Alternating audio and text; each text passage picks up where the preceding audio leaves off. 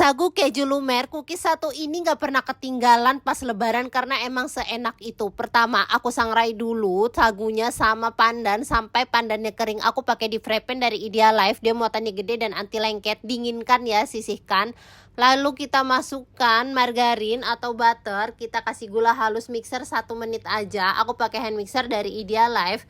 Kita masukin sisa bahan lainnya, mixer lagi sampai tercampur rata. Hand mixer dari Idealife ini harganya terjangkau, lowat dan gagah ya bun, gak cepet panas. Lanjut kita campurin keju, kita aduk yang rata lalu masukkan ke dalam plastik segitiga, kasih spuitnya ya, lalu kita semprotkan seperti ini melingkar atau suka-suka kalian aja ingin bentuknya seperti apa. Tipsnya biar nggak jebol, ditahan spuitnya seperti ini ya, dipegang lalu ditekan atasnya, lakukan sampai selesai. Kalau udah, terus kita kasih keju di atasnya seperti ini.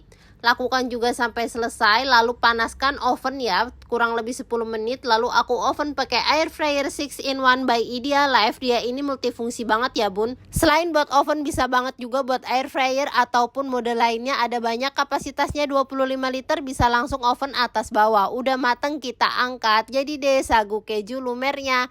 Resep lengkapnya sama suhunya aku tulis di kolom caption ya. Kalau udah dingin kita siapin dalam toples. Sagu keju ini tuh lumer banget, enak rasanya. Kalian harus cobain, cocok banget buat disajiin hari raya nanti. Bisa buat jualan juga. All cookware aku beli di Idealife.